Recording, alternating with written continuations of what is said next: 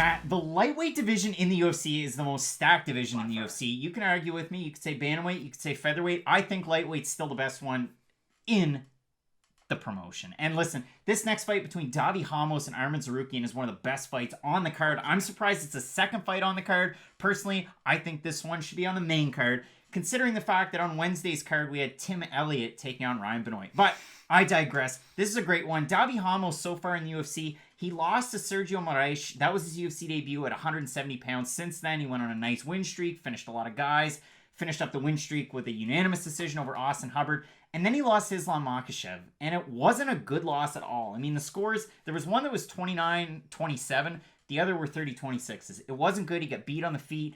And this is a guy, an ADCC champ from 2015 at 77 kilograms, a gold medalist. His grappling's second to none. We saw it in Bellator. We've seen it in the UFC. It's great. There was a point where so far in his UFC career, he was one of the biggest favorites I've ever seen. He was a minus 1,100 over John Gunther, and predictably he finished him.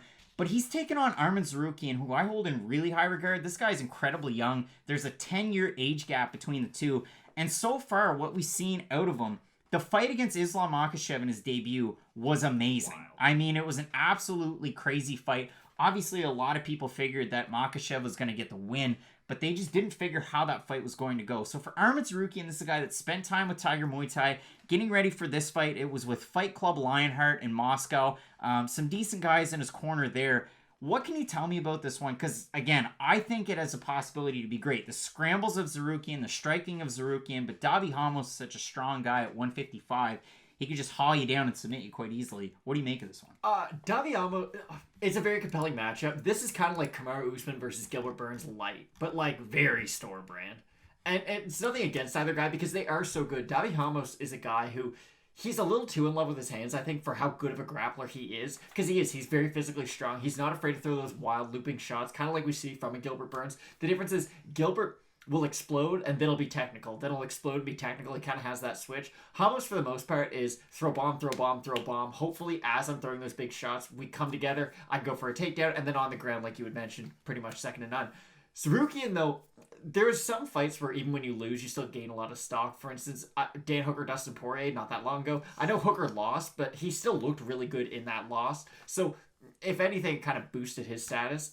Tsarukyan, it was very much the same thing. Makhachev's one of these guys who no one wants to fight in the UFC. He's sort of a mini Khabib, if you will. He's just further down the rankings, but they do the same stuff. And for Tsarukyan to kind of not out-scramble him because Makhachev still got the win, but to kind of be able to hold his own in a lot of those grappling exchanges, caught a lot of people off guard, I know myself included, and turned into a phenomenal fight because I thought he would put up a bit of a fight, but I didn't think it would be one of those, hey, not that he won, but like, goodness, this is pretty close. And he fought OAM in his last fight, and OAM just, he fights killers before you know that they're killers, and it's really unfortunate. He fought Alexander Hernandez, Gilbert Burns, Tsarukyan. Like, he's had a really tough UFC road so far, but sets up this fight, couldn't be more excited. I do think the wrestling of Tsarukyan is going to give Ramos quite a bit of problems, just because if they are going to stay on the feet, I do see Davi Ramos getting tired. And that's my one big X factor of this fight. Tsarukyan doesn't really get tired, and Ramos, his power bar, he'll get through like a round and a half, and it's not a gradual descent like some guys. He sort of hits that wall where it becomes very apparent that he is just exhausted.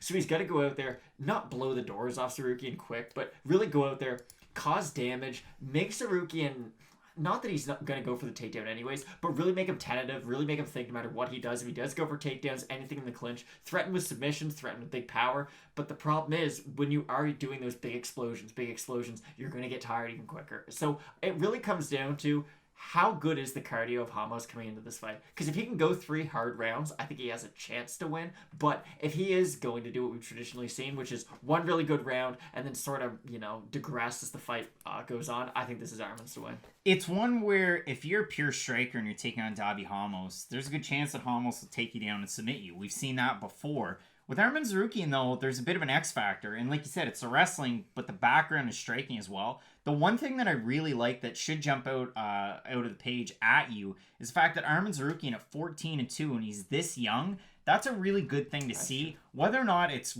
the greatest of competition, I don't know. I mean, you look at his overall body of work before coming into the UFC, 15-5, 16-6, 25-12, 19-11, 6-1, 17-5.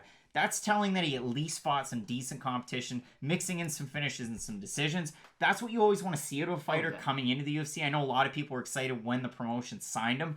I think this is a great one. The other thing that kind of scares me about this one are the odds. Tsarukyan coming in here minus 200 favorite. Davi Ramos plus 165. It's one that I'd probably stay away from. I can say somewhat confidently that yes, I believe that Arman Tsarukyan is going to win the fight. I think he's going to be able to move in and out well against Ramos. And if Ramos gets him to the ground, listen, this is one of those things that a lot of people talk about. He's an ADCC champ. He's this and that.